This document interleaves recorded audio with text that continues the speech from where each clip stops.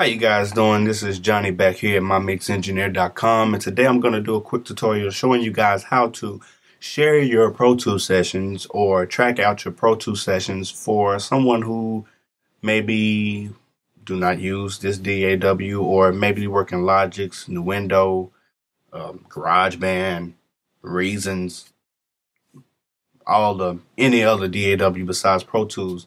I'm going to show you guys how to track it out, and I'm also going to show you, for you guys who sharing it to someone who actually use the same DAW as you know, Pro Tools. I'm going to show you a simple way to actually properly share your session. Okay, starting off, what you guys must do, please do not send no one, please do not send no one your session and your tracks is labeled audio 1, audio 2, audio 3, audio 4, and such and so on, etc. That is so unprofessional, you guys. It makes the job so hard, and that means this person has to individually go through each individual track just to get an understanding of what it is. If it's a bell, name it a bell. If it's a acoustic guitar, name it acoustic guitar. If it's a lead vocal, name it your lead vocal. Your backgrounds, your harmonies, harmony 1, 2, 3. Your hook 1, 2, 3. He got the hook dub and triple and quadruple. He got the hook triple quad. He actually recorded those again, and he has his ad libs and he has support lines right here. Label them. It makes the job way easier. Okay, now as you can see inside of the session, it does say audio 1, audio 2, audio 3, audio 4. All right, now we're going to fix that right there. Now, after you name each individual track, if you don't know how to do that, all you do is just double click on it, name it, voila, it's done. And then after that, clean up your session. If you can, let's click right here. You see, sometimes when it engage, like, as you play and it's going through and it hit right here on this beginning, sometimes it might make a popping noise, a bit noise inside of your mix. So to fix that, sometimes you can just hit F and it'll do a crossfade, but I'm not going to do that today. What we're going to do is we're going to select everything inside of this session. We're going to highlight everything. Make sure we got everything. Everything's highlighted. And we're going to hit Command F. Command F is the short key for the batch. And once you get that up, you make sure you click on, make sure it say create new fades, make sure create fades in and out, and adjust existing fades. Leave it unchecked, because you may have some fades that you purposely put in there that you want to stay. So 10 milliseconds is great. Okay. Now, if you can see here, you have your fades. So it'll minimize on some of those pops and clicks. All right. So once you got that done, let's go to consolidate. Let's consolidate each region. So each individual region file, so that it'll be from beginning to end. So when I drop it into Pro Tools, this ad lib track will play from the beginning to the end, and it'll be on time and everything. It'll come up looking just like this, except it'll just have the little space right here. So let's go to highlight everything. Let's get this a little at the end. All right, highlight everything. And the shortcut for that is Shift Alt or Shift Option 3. Shift Option 3. Again, that is Shift Option 3. And this will start happening. All right. And let me tell you a cool little trick behind this is, once you already have them labeled, make sure you do this after you labeled each individual track, because once this get done rendering and consolidating, you will see why.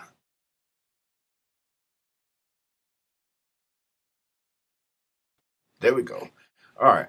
So now that we finished, and you can see that everything's consolidated, each region is the same length from beginning to the end. Everything's the same length. All right. The cool thing is, if you notice, now these tracks are actually now these audio files are actually named after the track name. If you can see, you notice Love in Manhattan, lead vocals 2, lead vocals dub 2. Everything's labeled accordingly to what they are.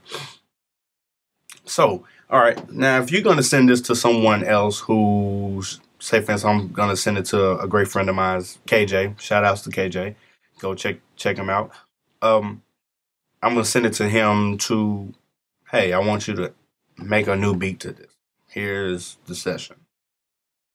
And once we have that done, go over here to the clip listing. If you don't see this on your Pro Tools session, it's right here. You can click right here.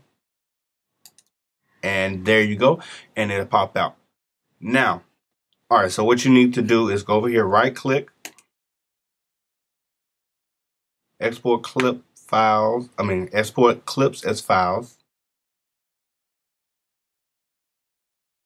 Choose where you want to send it to. Let's go. Love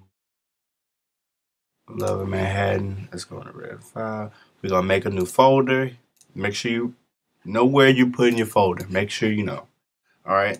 We're going to name this test. You can put the key that the song is in. Let's say it's in C major. And the BPM. And the BPM of this song is 71. 71 BPM. All right. Create. Now we have this folder here. Open. All right, so now you'll see that it's showing that this is where you're finna send it to. Love in Manhattan, test, C major, and 71 BPM. All right, make sure this is clicked and export.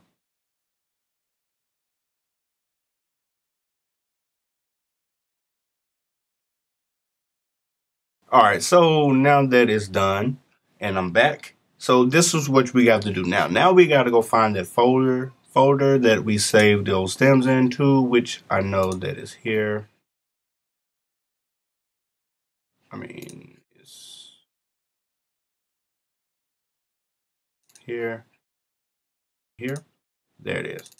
Now you can see that everything is labeled. We have all the stems, and they're going to play from the beginning to the end. Now what we're going to do next is zip this folder. Let's compress this folder.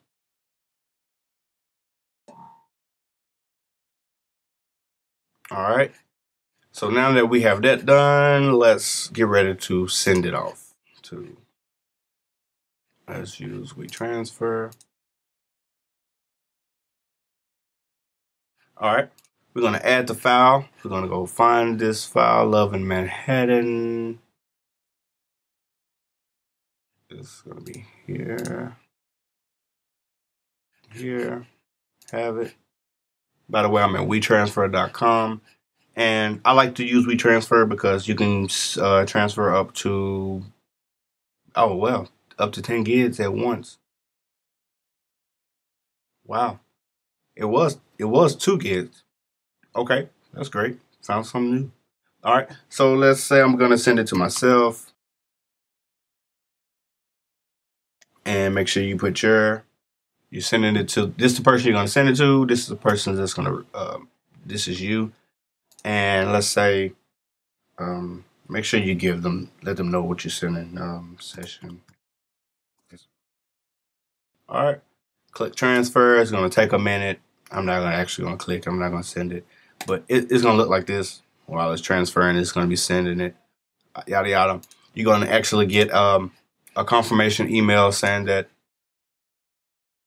the session was sent properly, successful, and then you're actually going to get another email stating that the person has downloaded.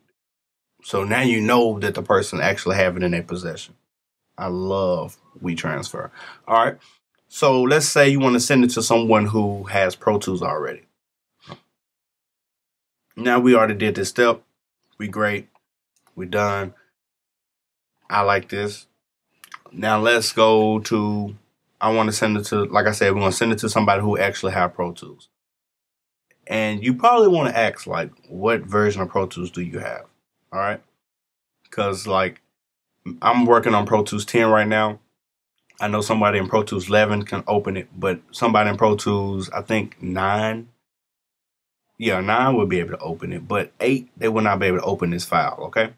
So let's go to, once I find out what whoever I'm sending to, my mixing engineer, my mastering engineer, or I don't know why would you send your Pro Tools session to your mastering engineer, but whoever you're collabing with, the featuring artist, yada yada such and such. Let's go to, we're gonna save, copy, in. All right. So it's file, save, copy, in, and say for instance, like say this person has Pro Tools 7 through 9, if they're not working on the same thing.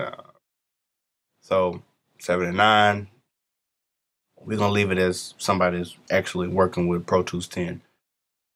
We're gonna leave the bit rate, sample rate, and make sure you click audio files. Audio files. All right. Make sure you click those. Also, you guys, if you using like virtual instruments, say you're using a virtual instrument, you have a MIDI, make sure you track those out as well.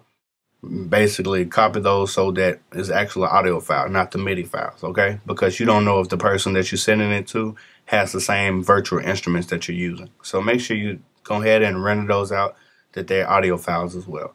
All right. So once I have this done, we can click here. Okay. Yada yada. And we're gonna save this here, Little Manhattan. We're just gonna save it here. Bam. Now what I'm doing now is saving everything. It's saving the audio. I know that the audio is gonna be in there. It's gonna look like this. This is exactly what it's gonna look like. And on the other hand, so you guys, that's basically it. Once you've done that, you send it the same way. You find it, zip it, send it through WeTransfer, Gobbler, or Drive, Google Drive. I don't know, or Dropbox. I prefer, WeTransfer or Dropbox if I actually know the person. So there you go, you guys. Have any questions? Shoot me an email. Make sure you holler at me later on, you guys. So I'm out. Well, I ain't out. I'm still here because it's, it's still processing.